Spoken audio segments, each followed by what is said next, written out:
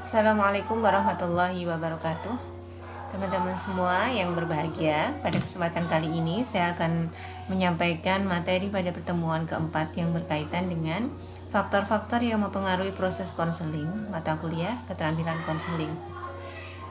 Teman-teman yang berbahagia, jadi kalau kita bicara tentang konseling, dalam prosesnya tentu saja ada hal-hal yang perlu sekaligus sebagai faktor-faktor yang kemudian akan mempengaruhi efektivitas pelaksanaan konseling. Ya. Banyak pakar yang mengemukakan tentang faktor-faktor tersebut, ya, kemudian disarikan menjadi beberapa faktor, yaitu yang pertama ada struktur, inisiatif, setting, kualitas klien, kualitas konselor, dan komunikasi konseling. Baik, akan kita bahas satu persatu. Yang pertama berkaitan dengan struktur. Struktur itu apa? Jadi struktur merupakan pemahaman bersama antara konselor dan klien mengenai karakteristik, kondisi, prosedur, dan parameter konseling. Ya. Struktur ini biasanya dilakukan di awal sesi konseling. Tujuannya agar terjadi kesepahaman bersama, ya, antara konselor dan konseli dalam rangka untuk memperjelas hubungan antara konselor dan konseli, sehingga masing-masing pihak antara konselor dan konseli memahami tentang peran dan kewajibannya masing-masing. Nah, tahu tentang perannya sebagai konselor, sebagai konseli, sehingga kemudian konseling bisa berjalan dengan lancar sesuai dengan tujuan yang diharapkan. Struktur tersebut meliputi beberapa hal. Yang pertama ada time limit, action limit, role limit, procedural limit, dan fee limit. Beberapa yang dikemukakan oleh Glading. Ya. Ada pembatasan waktu, pembatasan tindakan, pembatasan peran, pembatasan prosedur, dan terkait dengan pembiayaan. Penjelasan lebih lanjut tentang time limit, action limit, role limit, dan seterusnya nanti akan kita diskusikan lebih spesifik pada materi teknik komunikasi konseling yang terkait dengan strukturing. Apa itu time limit, action limit, role limit, dan seterusnya. Jadi dalam struktur ini yang terpenting adalah bagaimana seorang konselor dan konseli dalam proses konseling itu sama-sama saling memahami tentang tujuan konseling apa, harapannya apa, peran masing-masing apa. Itu yang kemudian penting dilakukan di awal sesi konseling. Kemudian yang kedua adalah yang disebut dengan inisiatif. Inisiatif yang dimaksud di sini adalah motivasi untuk berubah, ya, keinginan klien untuk melakukan perubahan-perubahan di dalam dirinya, ya. Jadi seorang yang mengalami masalah, ya, terkadang itu sebenarnya dia sudah tahu, ya, artinya sebenarnya apa yang harus dilakukan supaya dia bisa segera mengatasi atau keluar dari permasalahan itu. Tapi yang kemudian terjadi adalah sebagian merasa enggan dari keluar dari kenyamanannya, zona amannya, sehingga motivasi berubahnya nggak ada. Ya, kadang motivasi berubah itu menuntut seseorang untuk kemudian harus dalam tanda kutip rekoso, gitu ya, tidak nyaman. Tapi itu menuju ke arah yang lebih baik. Nah, dalam menghadapi klien itu, tentu saja kliennya beragam, ya. Semua klien yang datang kepada dalam proses konseling itu sangat beragam. Ada dua macam klien yang kemudian menolak, ya. Ada yang pertama disebut sebagai klien yang enggan. Klien yang enggan itu adalah klien yang dirujuk oleh orang lain, ya, sehingga datang dalam proses konseling itu bukan atas keinginannya sendiri. Sementara klien yang resisten itu klien yang menolak perubahan, ya. Bahasanya itu tidak lalu rasa sakit yang dituntut untuk terjadinya perubahan itu. Jadi kalau misalnya kuliah gitu ya, kebetulan IP-nya jeblok, ya, nilainya tidak sesuai dengan maksimal gitu ya. Untuk berubah tentu saja butuh kemauan untuk bagaimana merubah kebiasaan-kebiasaan yang misalnya awalnya bangunnya sering telat sehingga datang ke kampus sering telat, mengumpulkan tugasnya juga sering telat karena sering begadang, ya, sukanya menunda-nunda dan seterusnya. Yaitu perubahan-perubahan itu yang sebenarnya harus dituntut, tapi terkadang klien itu enggan untuk melakukan perubahan tersebut, ya. Nah, bentuk-bentuk resistensi itu ada bermacam-macam, ya.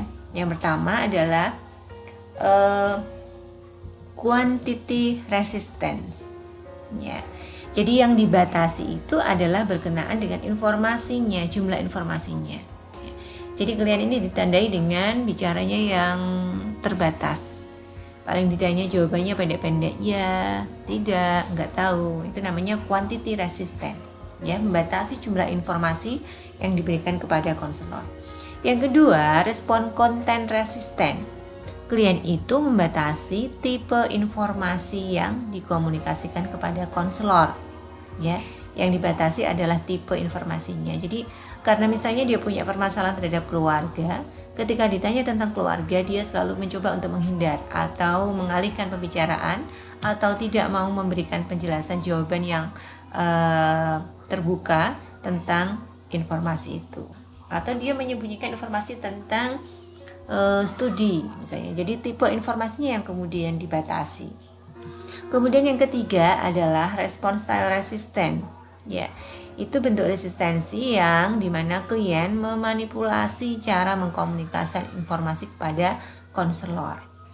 Jadi sedih tapi mencoba untuk bilang enggak, saya baik-baik saja, itu style resistant.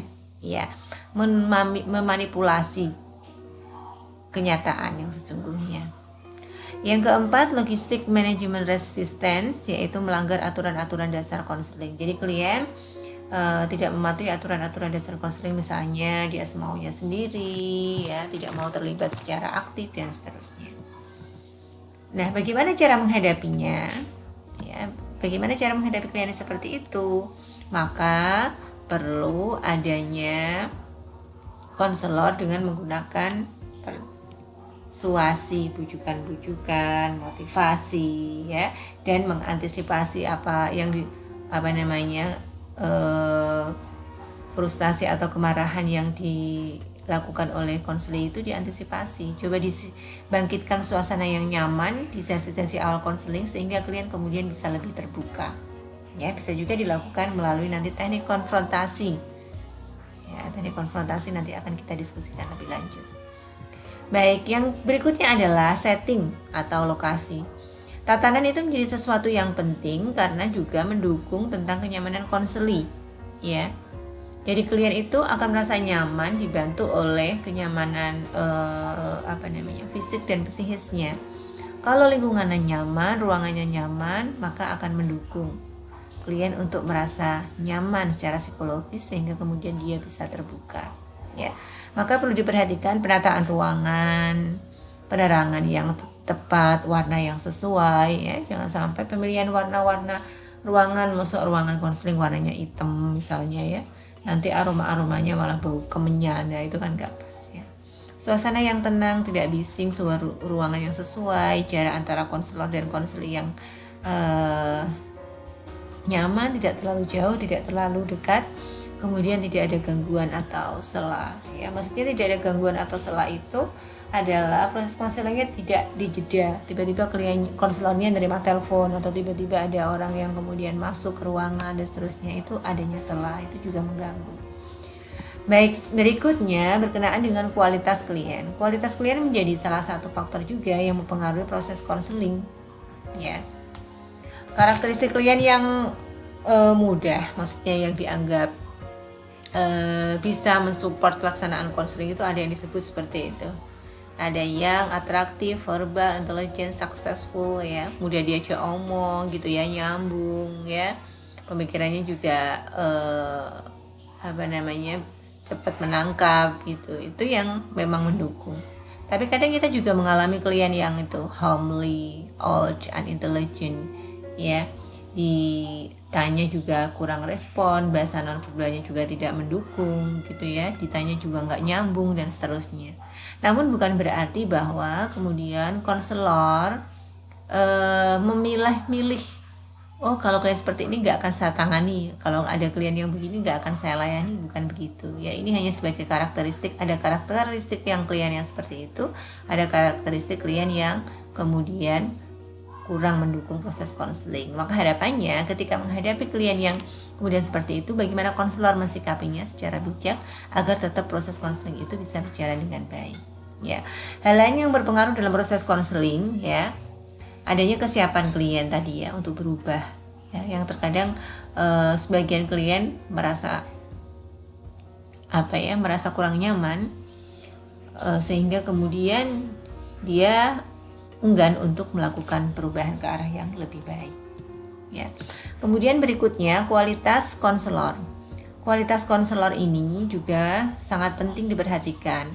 Adanya congruence, ya, unconditional positive regard, ya, congruent ketulusan, penerimaan tanpa syarat, kemudian empati, kesadaran tentang dirinya, memiliki kesehatan psikologis yang baik, dan lain sebagainya. Ini menjadi hal-hal yang perlu diperhatikan oleh seorang konselor. Ya, harus bisa menjadi pribadi yang dapat dipercaya. Karena sosok konselor itu kemudian jika bisa membawa klien menaruh kepercayaan, maka kemudian klien akan merasa nyaman dan terbuka sehingga proses konseling bisa berjalan dengan baik. Ya.